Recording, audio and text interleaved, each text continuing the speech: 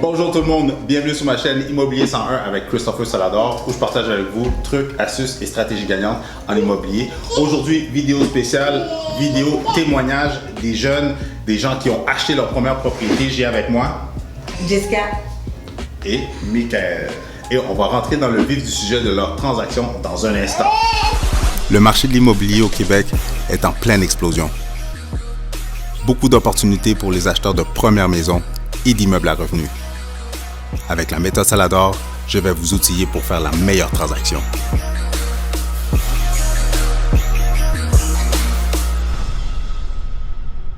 Donc, hey, merci guys. Félicitations en passant. Félicitations pour votre transaction. Oui, je sais.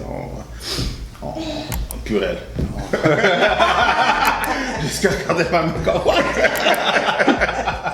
Non, mais t'inquiète, purelle tout le temps dans l'auto, en tout temps. J'ai réussi donc on prend nos précautions avec le COVID-19. Mais quand même, félicitations, guys. Félicitations pour votre nouvelle acquisition. Merci. Puis, pour les gens qui ne vous connaissent pas, juste expliquer un petit peu c'est quoi votre background, ce que vous faites comme métier, puis quel âge que vous avez, votre nationalité aussi. Donc, mon nom est Michael, 30 ans. Je suis haïtien, d'origine haïtienne plutôt. Et je suis technicien industriel. C'est à peu près ça. Puis, de passion DJ. Nice. Et mademoiselle? Donc, moi, c'est Jessica, je travaille dans la santé, j'ai 29 ans, je suis haïtienne. Puis, mon bébé ne peut pas se présenter, mais c'est Naïma. Yes, enchanté Naïma. Super. Donc, rapidement, guys, je vous félicite encore une fois pour votre achat, mais rapidement, vous venez de faire une nouvelle acquisition. Puis, c'est quoi que vous avez acheté, puis pourquoi vous avez choisi d'acheter cette propriété-là? Tu veux y aller? Tu veux y aller? So, on s'est acheté un duplex dans le secteur de Saint-Michel. La raison pour laquelle on a décidé d'aller avec le duplex, c'était parce qu'on voulait des investissements, on voulait investir dans l'immobilier, on voulait des locataires, on voulait pas une maison parce qu'on trouvait ça un peu trop demandant du côté financier. Et on s'était dit avec le duplex, si on en achète un, on peut en acheter d'autres, on peut continuer dans cette vague-là. Nice. Est-ce que vous aviez le même mindset? Parce qu'en tant que couple, des fois, un veut, l'autre veut pas, ou whatever. Est-ce que vous aviez déjà le même mindset à la base? Oui, on était quand même pas mal sur la même longueur d'onde. La maison,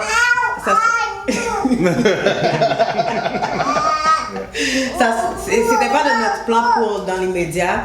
Nous, c'est vraiment comme faire l'argent, faire avancer les choses, puis investir en fait. Donc, la maison, ça peut attendre, mais on est exactement dans ce qu'on voulait là. Nice, j'aime ça. Puis, vous habitez dans quel coin?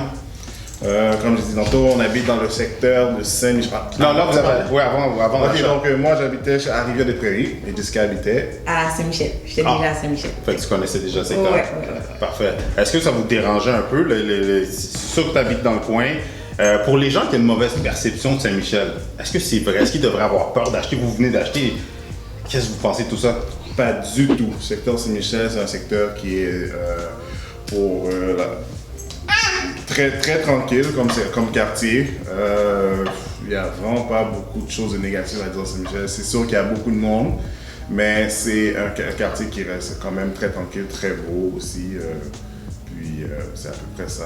Puis en termes de prix, de valeur, parce qu'on s'est quand même promené, on est allé dans le secteur de Hochelaga, Mercier. Vous avez quand même un secteur large. On avait même Laval, Montréal-Nord, Rivière, Saint-Michel. Quand vous étiez en train de comparer les prix, est-ce que vous voyez comme si que Saint-Michel était une bonne affaire versus d'autres ou? Ben moi je trouve que oui. La force c'est que Saint-Michel c'est quand même un quartier qui est très habité, c'est très en demande. Tu sais, nous pendant qu'on faisait les visites et tout, ça nous arrivait d'arriver puis il y avait comme des line-up, des choses qu'on n'a peut-être pas vues quand on était à Laval. Fait que non, on trouvait ça même, c'était excitant de voir que les gens ils veulent vraiment. Puis en plus, il y a beaucoup de monde, comme il disait, c'est très peuplé. Fait que c'est pas compliqué à le temps de chercher pour être sûr que est-ce que ça va se louer, est-ce qu'il y aura du monde, est-ce que ça va toujours être en demande. De ce côté-là, on était vraiment rassasiés là. Numéro 1. Puis le duplex que vous avez acheté, c'est quoi vos projets avec ça? Nous, qu'est-ce qu'on pense faire? Présentement, le duplex est séparé en deux. On habite dans le rez-de-chaussée et on a un locataire à l'étage. Ce qu'on pense faire, on pense rénover le sous-sol afin qu'on puisse faire un logement et qu'on puisse se transformer en triplex. Et par la suite, dans les 5-10 ans prochaines années, qu'on puisse en acheter un autre et passer à l'action encore une fois. Et ça va être ça. Nice. C'est super. Puis, tu sais, il y a beaucoup de mauvaises perceptions avec les locataires. Est-ce que ça vous fait peur? Parce qu'on s'entend, vous étiez locataire, là, vous venez de transiger tout juste à devenir propriétaire. Est-ce que ça vous fait peur, les locataires, puis tout ça? Puis, comment vous voyez ça? Ben, en réalité, tu sais, c'est sûr qu'en arrivant, au moins, on a pu avoir des renseignements sur la personne qui est au-dessus. Ça fait combien de temps qu'elle est là? Est-ce que la personne paie? Tu sais, fait que ça, c'est des informations importantes, je trouve. Fait que ça, c'était bon. Puis sinon, ben, c'est sûr qu'on se dit toujours, tu sais, il faut faire attention. Imagine-toi que il arrive quelque chose, la personne ne paye plus et tout. Donc, on a quand même décidé de faire, tu sais, de se préparer un genre de coussin au cas où que ça arriverait. Puis, tu sais, de préparer, admettons, un nombre de temps où on serait capable de se débrouiller toute seule si il y a des inconvénients. Fait que moi, je pense que n'importe qui essaie d'investir et tout, on doit quand même prévenir, se dire que si jamais ça va pas bien, ben préparer de quoi pour pas juste être comme oh my god, tu sais, j'y arrive pas. Ouais, tout à fait. L'important, c'est la préparation. Puis c'est vraiment pas compliqué, guys. Ça prend de la préparation, ça prend un bon courtier comme Chris. Yes, yes. Ça prend un bon courtier pour vous guider, puis ça va se faire tout seul. Ça va se faire tout seul. Préparez-vous, faites vos calculs, puis ça va. En un moment, vous allez passer de locataire à propriétaire. Est-ce que vous avez des travaux à faire? Ben, tu l'as dit tantôt, vous avez l'intention de convertir le sous-sol. Le sous-sol, présentement, il est pas refait. Il n'est pas refait, c'est un sous-sol qui est pas habitable, mais pas à jour. Ouais, il n'est pas fini? Ouais. Donc, oui, on pense le faire rénover par des contracteurs. On a même reçu un coussin pour faire la rénovation. Donc, la banque est là pour vous aider de ce côté-là. Mais par rapport aux rénovations, parce qu'il y a beaucoup de personnes que je pense comme vous, qui sont salariés, qui n'ont pas grandi dans une famille, dans la construction ou quoi que ce soit, souvent ça va faire peur. Est-ce que ça vous fait peur? C'est quoi votre plan, votre stratégie avec ça? Est-ce que vous connaissez du monde alentour de vous?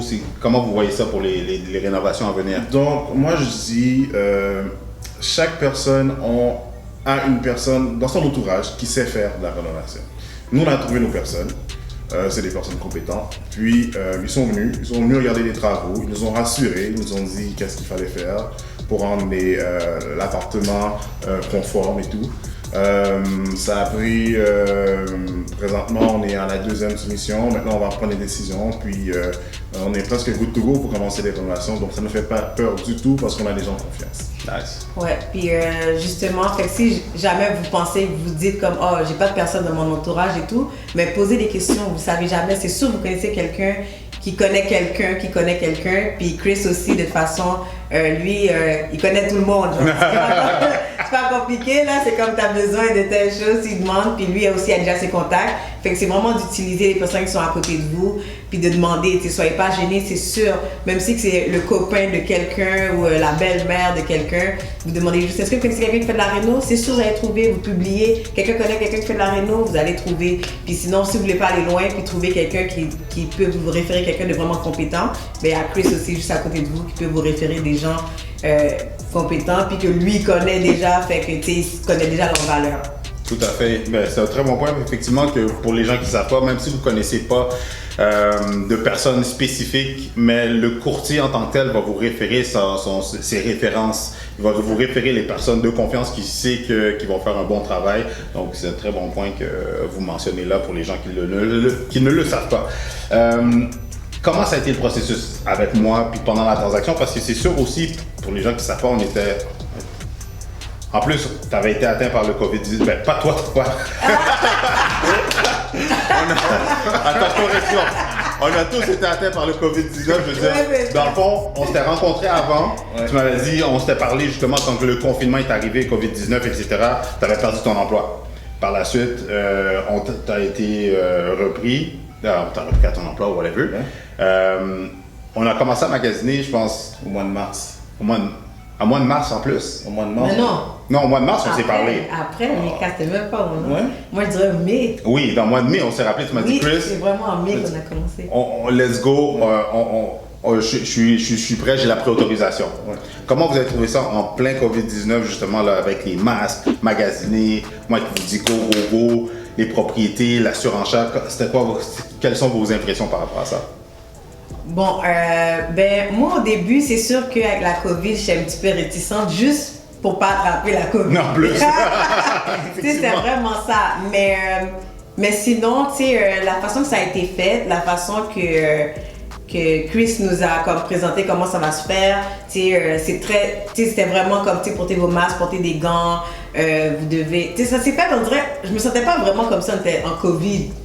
Tu sais, c'est... La seule chose qui changeait, c'est qu'on avait des masques et on faisait les visites, tout simplement. Ouais, c'est ça, exact. Puis tu sais, on se lavait les mains, on portait des gants. Mais sinon, j'ai pas vraiment ressenti la COVID. Puis c'est ce que j'ai trouvé qui était bien. C'est parce que nous, on voulait vraiment y aller, on voulait foncer. Fait on n'a pas laissé la COVID nous bloquer, tu sais, on n'a pas laissé. Puis en plus, on demandait à Chris, est-ce que tu penses que la COVID va nous empêcher de... Fait imagine-toi qu'on n'avait pas décidé de faire le go, ben on n'aurait pas eu ce qu'on a aujourd'hui. Fait non, quand vous voulez aller, allez-y. Puis même la COVID ne peut pas vous empêcher d'avoir votre demeure. That's it. Puis par rapport à la surenchère, parce qu'on... C'est chaud ça. Ça a été spécial comme processus. Est-ce que vous pensez que je bluffais quand je vous disais qu'il fallait offrir plus que le prix demandé? Moi, je pensais, parce que moi j'ai toujours compris, moi-même, tu sais, dans ma famille, j'ai beaucoup d'investisseurs immobiliers, j'ai mon frère, j'ai mon cousin. Tout le monde me disait de ne pas surenchérir, mais plutôt négocier à la baisse. Okay? Mais on a vite compris avec notre première offre que c'était pas la réalité. Bon, la première offre c'était justement Saint-Michel, cette propriété-là. Puis on est passé au deuxième rang. Fait qu'on dans notre tête, on pensait l'avoir perdu. Ensuite, on a fait une offre dans une propriété à Mercier. Oui. Oui, 30 000 en haut du prix demandé, là. Ouais. On a fait une offre à 30 000 en haut du prix demandé. Chris nous a rappelé 2 jours plus tard pour nous dire que l'offre a été même pas considérée. Et bon, par la suite... on a su que cette propriété-là s'était vendue à comme 100 000, 105 000 au-dessus du prix demandé. Ouais. Donc, non, ça c'est sûr que le côté vieillot là, tu vas acheter puis c'est sûr que ça va être en dessous du prix demandé. Ouais. Je suis plus trop sûre que c'est vraiment... Ça fonctionne plus vraiment en 2020. Non. Mais c'est quoi vos projets par la suite? Est-ce que vous comptez vous arrêter là? Est-ce que vous voulez d'autres propriétés? C'est quoi vos projets futurs par la suite? Oh non, là c'est un début là. Ça c'est un début là. Non, ça c'est un début là. Non, je pense que là on a pris la piqûre. Moi personnellement, je suis pas vraiment pressée d'aller dans la maison en tant que telle. Fait que, tu sais, tantôt, comme il disait, justement, 5 à 10 ans, bon, moi, je dirais que dans 5 à 10 ans, on en a déjà 2-3, là. Tu comprends? Fait que, non, c'est du knowledge, là, ouais, on a appris, on a vu que le processus était vraiment pas compliqué, c'est d'être prêt, et puis ensuite, lorsque tu es prêt, tu passes à l'action, tu t'en vas au deuxième, ainsi de suite. Puis avec les bonnes personnes, c'est comme, au final, ce que tu pensais qui était compliqué, c'est loin de l'être. C'est vraiment ça. Il suffit d'avoir la bonne équipe. Équipe d'enfants. Là, tu voles mon punch, mais c'était ma prochaine question. Juste pour répéter, il suffit d'avoir la bonne équipe. Effectivement, puis c'est tellement vrai, il faut la bonne équipe pour, comme ça, tu sais, avec tu vois, c'est tout un travail d'équipe. Pour les gens qui nous écoutent, c'est tout un travail d'équipe dans le sens que c'est pas juste moi qui fais les recherches et on a un groupe WhatsApp, vous m'envoyez des propriétés, je vous envoie les propriétés, je vous dis lesquelles sont disponibles, lesquelles qu'on va visiter, le courtier hypothécaire, la même chose, les questions que vous avez au point de vue hypothèque ou bon, quel produit financier vous allez utiliser qui vont vous aider à financer les travaux, comme le notaire, l'inspecteur, comme en fin de compte, on forme tous une équipe qui nous permet d'atteindre le but final qui est d'acheter votre propriété. Exact. 3 conseils que vous avez pour les gens qui désirent se lancer pour acheter leur première propriété. Moi, je vais donner le premier conseil, c'est attends pas. Let's go, prépare-toi. En fait, c'est un conseil en 2. Attends pas et prépare-toi. That's it. Ouais, puis se préparer, ça veut pas nécessairement dire d'attendre dans le temps. Tu peux être préparé en côtoyant les bonnes personnes, tu comprends? T'as pas besoin de tout connaître sur l'immobilier pour te lancer. Fait que, il y a ça. Puis le troisième, ce serait quoi? Je dirais, si tu veux l'information pour savoir si tu es prêt à acheter, appelle Chris. Better call Chris. That's it, that's all. Puis, dernière petite question, guys. Est-ce que vous, avec les connaissances que vous avez maintenant, après avoir passé à l'action, est-ce que vous regrettez un peu de ne pas l'avoir fait plus tôt? Avoir su, je l'aurais fait à 22 ans. À vous, hein? Avoir su, parce que dans le temps, on était jeunes, on travaillait, oui, on économisait, mais on dépensait. Fait qu'en réalité, tu sais, on a été jeunes, on a profité de la vie un petit peu. Mais avoir su, j'aurais pas profité de la vie du tout, j'aurais profité de la vie après. Et j'aurais investi depuis très longtemps quand le marché était pour les acheteurs. Vraiment, vraiment. Puis toi, Jess? Ouais, je pense la même chose. Puis d'ailleurs, c'est un conseil qu'on pourrait donner aux personnes. Tu sais, si vous êtes jeune, puis vous vous dites, ah, tu sais, je suis jeune, j'ai le temps. J'ai le temps et tout. Ben dans le fond, t'as le temps, oui, mais ça t'empêche pas non plus d'investir maintenant dans ton avenir. Veux pas, tu sais, tu vas le faire maintenant, mais est-ce que ça va te donner plus tard, au lieu de commencer à 30 ans, mettons, ben, tu auras beaucoup plus que ce que tu aurais voulu parce que tu as commencé maintenant. Tu sais, je pense pas que tu es trop jeune pour faire quoi que ce soit depuis que tu mets tes priorités à la bonne place, puis que au pire, tu t'arranges avec tes dépenses, ta façon de faire, c'est sûr que c'est possible. Puis c'est ça. Hey guys, encore une fois, t'inquiète, on va avoir du pluriel. Merci gars, je vous félicite. Merci pour votre témoignage. Merci pour votre partage. J'espère que ça va aider beaucoup de personnes à la maison. Et sur ce, on vous souhaite d'avoir pris des notes, mais surtout de passer à l'action. Merci tout le monde. Yes. Alors, c'est tout pour aujourd'hui. Merci tout le monde pour votre écoute. Si vous avez des questions ou des commentaires, n'hésitez pas à les mettre plus bas. Ça va me faire plaisir de répondre à toutes vos questions, mais surtout de vous donner la bonne information. J'ouvre une petite parenthèse. Mon but avec ma chaîne n'est pas simplement de vous divertir, mais au contraire, mon but c'est de vous aider en vous donnant l'information, mais surtout pour ceux qui sont prêts à passer à l'action, pour ceux qui sont prêts à passer à un autre niveau, que ce soit pour vendre ou acheter. Mon but est de vous assister, de vous accompagner pour vous assurer d'avoir une belle transaction gagnante. Donc, n'hésitez pas à me contacter directement. Mes informations sont plus bas. Envoyez-moi des messages sur toutes les plateformes de réseaux sociaux. Christopher Salador, vous allez me trouver, ou sinon sous le nom de Better Call Chris. Pour terminer, aimez, commentez et partagez la vidéo avec les gens que vous savez que ce contenu pourrait servir.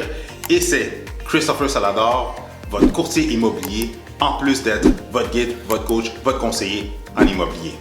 Merci tout le monde. Et pendant qu'on y est, juste avant de passer à autre chose, j'ai cette vidéo-là et cette vidéo-là qui pourrait être vraiment intéressante pour vous aider à vous structurer ou à planifier votre prochaine transaction. Alors, je vous recommande fortement d'aller écouter soit celle-là ou peut-être même celle-là. De toute façon, si vous avez des questions ou quoi que ce soit, Better Call Chris.